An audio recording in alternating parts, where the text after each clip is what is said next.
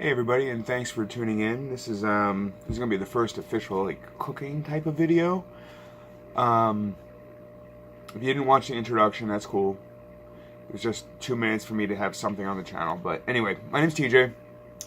I used to be a big fat person, and I'm now slightly less. I had bariatric surgery. If anyone ever thinks that bariatric surgery is the easiest way out, it's bullshit. It's not. It's hard. It's a lot of completely changing of how you think about food, your relationship with food, because food's an addiction, right? Now, I'm not going to say it's a physical addiction, like let's say an opioid or something like that, or even cigarette. I'm a cigarette smoker, unfortunately. But it's an addiction. It's a crutch. It's what we use. Makes us feel good. So when you have the bariatric surgery, it's not like an end-all. All of a sudden your mind is cured and everything is better and everything is fantastic. It's just a tool to be able to try to limit what you eat. So anyway, that's me. Today I'm going to be making something super easy, super fast. I'm going to be making a hot sauce. I'm going to be making it was originally a mild hot sauce, but I'm going to add a couple of habaneros in there because I like a little heat in my stuff. What's great about hot sauces is that especially if you're making them yourself, you can adjust the heat as you want, and just the flavor too, because all the chili peppers have different flavors. So for this one, I am going to be using chipotle peppers. I'm going to use 2 of them. Now, chipotles are smoked jalapenos. So they have a little bit of heat, but not too much. So all the peppers I have are dried. It actually came in a kit. The more you watch these videos and the more you read my blog, you will understand that I am not a recipe person. I'm sorry. I'm trying to be underneath the light. I don't like recipes. I think it limits my creativity. I've been eating food and I've been, let's say, lusting after food for my entire life. So I believe to myself, my palate's a little refined, so I understand the flavors that go together and the flavors that should go together, and the flavors I enjoy going together. So while this kit is great, where it has a lot of the components I need, where it comes with the dried peppers, it came with like little bottles and glass bottles to store my stuff in. This morning I actually made a island habanero mango, pineapple, and coconut hot sauce, and I made myself some hot wings with them for lunch, and it was amazing. But we're gonna do this. So if you don't like hot sauce, that's cool. If you don't like super spicy stuff, also cool. But I would suggest challenging yourself and starting mild, because the capsaicin that's in there that really brings out the flavor.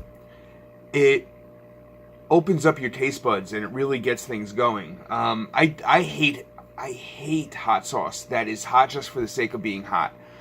I am a guy who likes flavor. I think it's pointless to have something that's hot just for the sake of being hot. That being said, I'm going to be eventually making a hot sauce with this bad boy, and this bad boy is a ghost pepper. Now, ghost pepper is one of the hottest peppers in the world. I believe only hotter is the Carolina Reaver, and they're finding new chili peppers. They're crossbreeding them and making hotter and hotter and hotter chili peppers. Because what happens is your mouth gets used to it, right? Your mouth gets used to the different capsaicins, and it starts to crave higher and higher ones.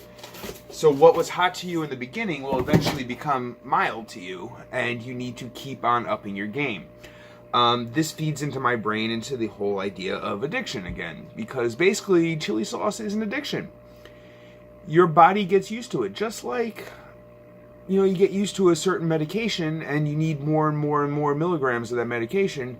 Hot sauce is the same way. Hot sauce is, you start mild, you get used to that, you bump up your pepper, you bump up your capsaicin, you bump up your Scoville levels, and Scoville is the way they measure the heat on on chili peppers, and you go from there. So let's fucking do this. So anyway, so I'm doing 2 chipotles. Those are going to add a nice smoky flavor to this. I'm going to throw in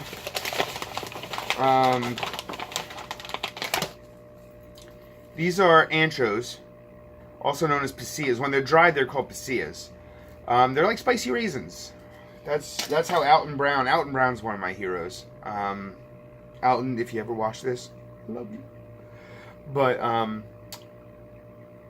it's what they are. They're kind of fruity. They add a little bit of a fruitiness to it. I'm going to add 3 of those in there. I only have 1 left. I'm going to have to buy a couple of those. And for the heat factor, I'm going to throw in 2 habaneros. Now habaneros have a little bit of a, maybe one. Maybe I'll keep this a medium. That's what I'll do. I'm going to keep it a medium. I'm going to throw in 1. If I want it hotter later, I can add a little bit of spice after the fact. Usually, you can't add much after the fact, but you can add a little bit after the fact. So what you're going to do is you're going to take your dried peppers, and then you're going to take some hot water from your sink. Or you can boil water, I guess. My water is lucky enough. My water heater makes things hot as shit. So just a minute. That noise you hear in the background, here, let me flip you around. I have an arrow garden where I grow my own herbs. Right now, my dill, my basil, and my thyme are thriving. My parsley and my mint are getting there. And my Thai basil is acting like a piece of shit. And I'm getting pissed off at it, and I'm going to have to contact Arrow Garden and see if I can get another pod from them, because it's obviously not doing shit.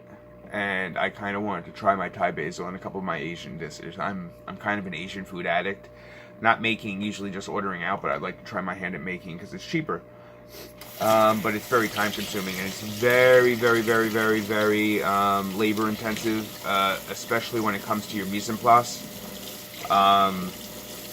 It's quick cooking, most of it. But the mise en place and the prep beforehand take forever. So we're going to take 3/4 of a cup of hot water. We're going to pour this directly over the chilies, and we are going to let them get a little bit rehydrated again. So in the meantime, we're going to prep a saucepan. This is what I made my other hot sauce in, so there's still a little bit of coconut in there. But we're going to take our saucepan, and since we're going to be jarring this, and we're going to have, you kind of want to add things to this that will kill any type of microbes. There's shit in food that is bad for us, that'll hurt us, if not cooked properly, if not stored properly. But there's ways to counteract that. Cooking with vinegar, things don't like to grow in vinegar. Cooking with salt, things don't like to grow in salt. So we're gonna cook with this. So, and it also adds flavor, especially depending on the vinegar you use. Like, I'm gonna use this apple cider vinegar, because I like apple cider vinegar. I cook a lot of pork in apple cider vinegar because the idea of it goes back to the Peter Brady thing, right? Pork chops and applesauce. Pork and apples is just one of those things that goes together. But surprisingly, chili peppers and vinegar also go together. So we're going to do a 1/2 cup. Now, this is unusual for me. Later videos, you're going to see when I'm cooking actually more savory things, you'll see that I don't truly measure.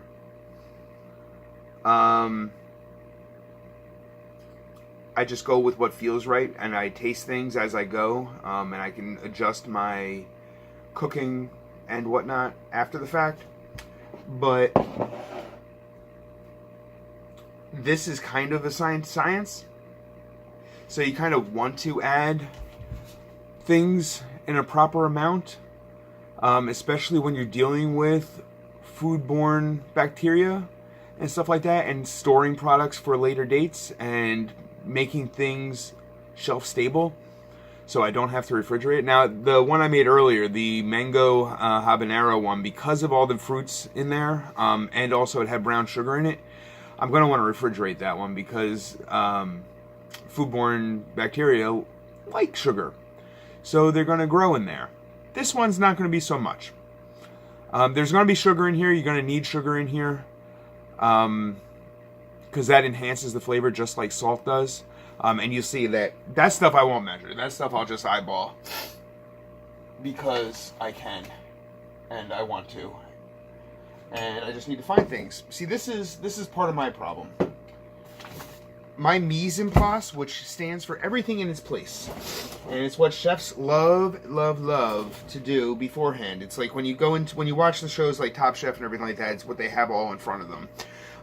The people that come in, the line cooks, when they come in, their main job when they start is to set up the mise en place. Have a container of onions that are chopped, have a container of peppers that are chopped, have every ingredient ready to go, so as soon as that order hits, boom, it goes in the pan, you're good to go, and that's why you're not waiting 4 hours for a meal to cook at a restaurant. You're waiting 35 to 40 minutes, depending on what you order, of course. So anyway, so let's do this. So I got my pan. We're gonna put my pan on high. I'm gonna let these sit in this a little bit longer. I might turn the pan down a little bit since there's nothing in there. And then I'm going to take some measuring spoons. And I am actually going to measure a little bit. So what I'm going to do is I am going to take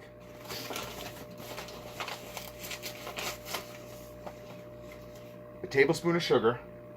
I'm going to mix that into the water that my peppers are in. Now, this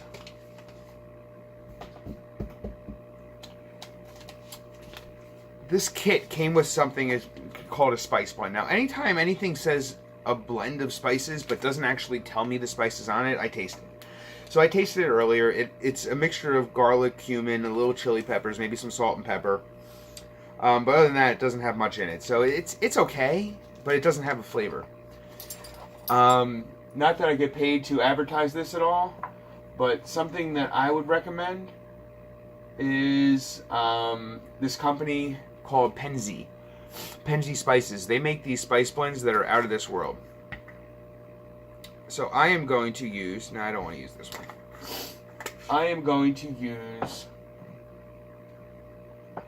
I put Ozark in the other one. I'm going to use... What does this one smell like? But that might be good. Okay, I'm going to try this mural of flavor. It's spices, shallots, onions, garlic, lemon peel, citric acid, chives, and orange peel. And it's going to give a little bit of a citrusy flavor to it. But I'm going to do half and half. I'm going to do half a tablespoon of this mural of flavor. And I'm going to do a half a tablespoon of the spice blend, just because I want a little bit of that cumin and everything that is in this spice blend in it. So we'll add that. We'll take a stirring device and we will stir and get everything going good in here.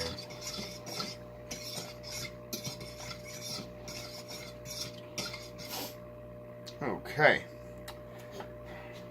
So we're just going to let that sit just for a little bit longer as the peppers continue to reconstitute themselves.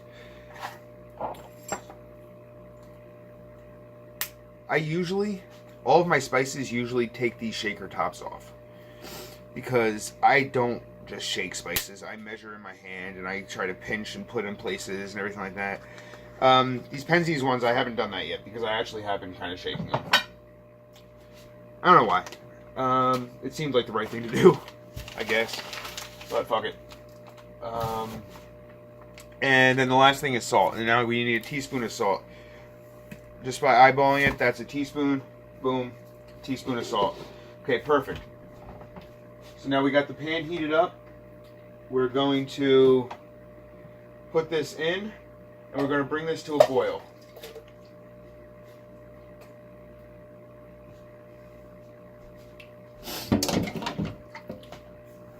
So while that's coming to a boil, let's talk about what I'm going to be writing about later, which is going to be posted on the blog. Let's talk about the fad diets. Let's talk about keto, the magical keto. How do you know somebody's on keto? They'll fucking tell you. Same with paleo, same with all this. I have a friend who swore by paleo, but I have friends that swear by every fucking fad diet known to man, and we've all tried them. Did they work? No. No, they didn't. You know what it made me do? It made me crave the fuck out of the thing that I wasn't allowed to have anymore. So, I have a whole new way that I do things. Are carbs bad for you? Yeah. Yeah, they are. It's true. You'll lose weight if you stop eating carbs. Are carbs delicious? Yeah, they're really good, right? Slice of bread with butter on it. Homemade bread. Ugh. The smell of the homemade bread just wafting through the house. That's just amazing. I used to make my own sourdough. I had a sourdough starter that I was cultivating. I don't know if you know how to make sourdough, but you make sourdough by making a sourdough starter, and then every day, almost like it's a child, you have to feed it and you have to primp it and prime it and everything like that. So I had this 3 or 4 year old sourdough starter that every day for 3 to 4 years I fed that thing. I made rolls out of it, bread, focaccia, everything. Okay, this is boiling. We're going to lower this down to a simmer.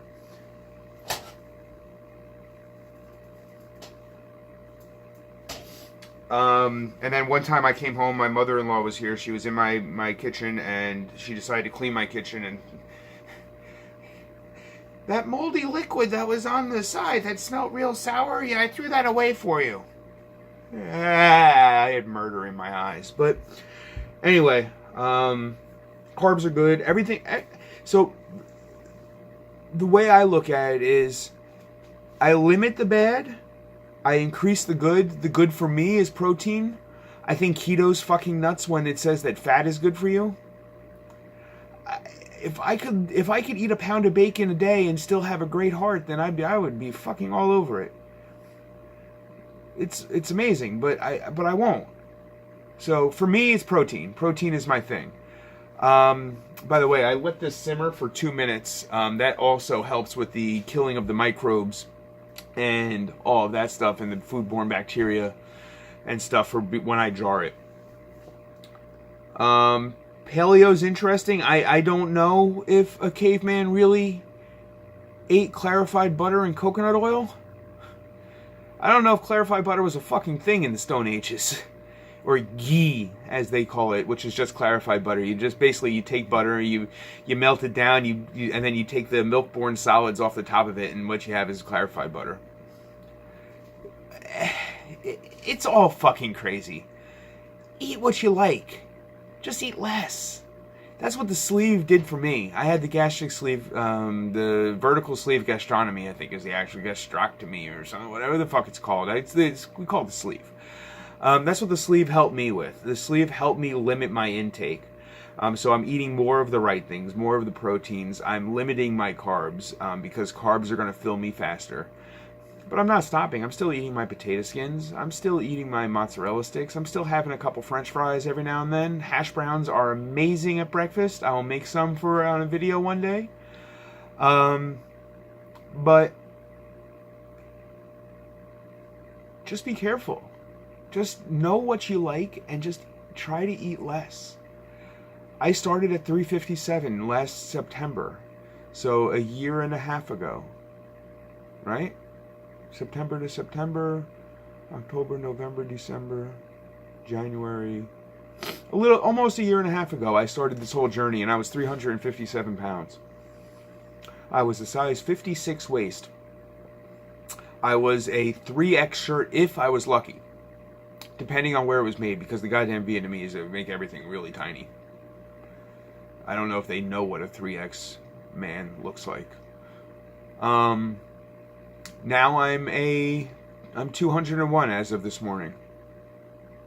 That's 156 pounds. That's a human. Gone. I'm 20 inches smaller in the waist. I'm a size 36 waist. And I'm wearing a large shirt. This is actually a double X, but it's swimming on me. only because I don't have the money to constantly be replacing my my outfits.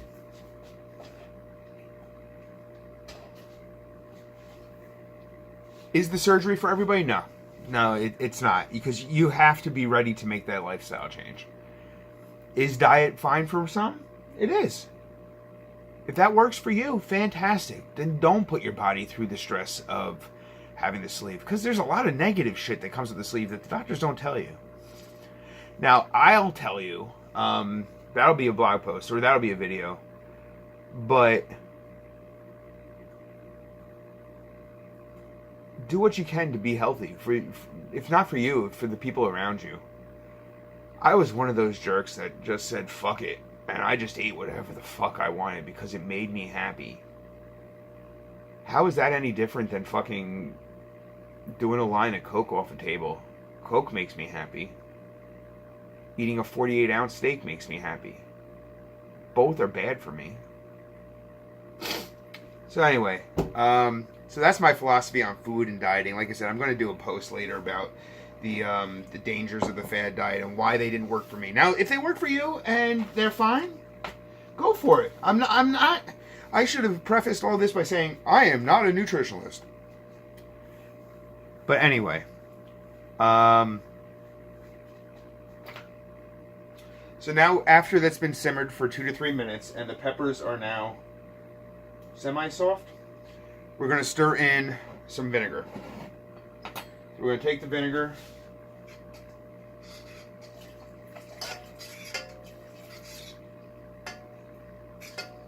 we're going to stir that in there. And I'm going to let that simmer for another 2 minutes. It doesn't say I'm supposed to. Like I said, I'm actually following somewhat of a recipe right now because I've never really made my own hot sauce, even though I love hot sauce.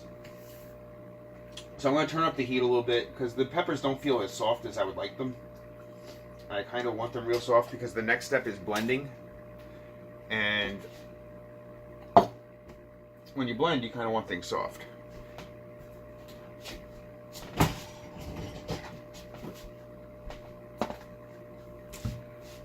So if you have any questions for me, if you want to subscribe, that'd be fantastic. If you want to share my videos, that'd be fantastic. I would love to get more people watching. My daughter watches YouTube all day, so I know they constantly start their videos with, "Don't forget to like, subscribe, and share," with their annoying ass voices that make me want to put my fucking head through a wall. If you don't, that's cool too. The link to my blog is going to be in the bottom. The new post will be up tonight. My blog is going to be a lot of recipes, but also a lot of my philosophies on life and everything like that. I'm sort of a chill guy that's wrapped around a high-strung individual. I'm a riddle wrapped in a fucking enigma. I curse a lot. I hope that doesn't offend you. If it does, I'm sorry. These won't be the videos for you. I'm a dudist. I don't know if any of you know what that means. If you do, right on. So, let's take this hot sauce, and I'm going to pour the liquid and the peppers. I forget, did I just do one habanero? I think I only did one habanero, so that's good. So we're going to take that, we're going to cover it up. It smells good. This one hopefully is going to be able to use my little funnel a little better than the one I made this morning, because this one is not going to have the chunks of pineapple and coconut and all that kind of stuff. So let's throw this in here. Now it's going to get a little loud, I apologize. We're going to pulse it 3 times, then we're going to hold the pulse down button down for 45 seconds just to make it kind of clear. So, ready? 1, 2, 3. And now we're going to do it for 45 seconds. Ready? And I'm going to wait for, I got a clock going here, so now.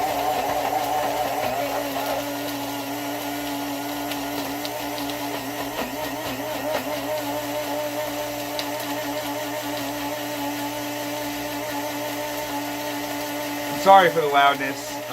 It's turning a nice shade of red. Like I said, it smells amazing.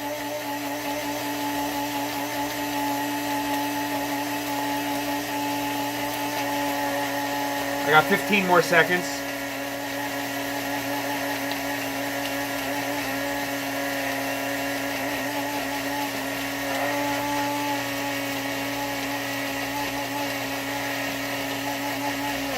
Okay, so now what you want to do is you want to open up your blender.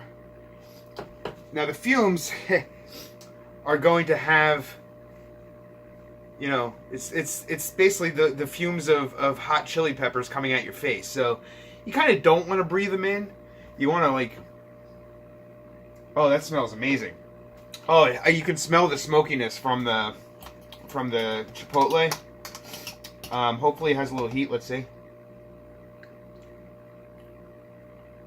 It does. I'm glad. I'm pretty sure I only put one habanero in. I'm glad I only did one. So we're going to scrape down the sides a little bit. And then we're going to blend for another 30 seconds. You want to make sure you don't see any seeds, because that's not appetizing to eat a hot chili pepper seed. So let's take this, put the top back on. We're going to do 30 more seconds. And here we go.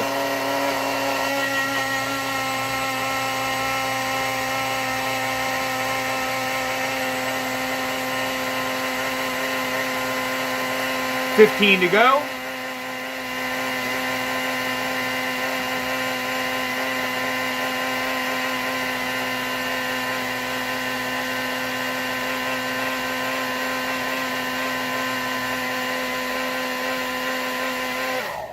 And that looks good.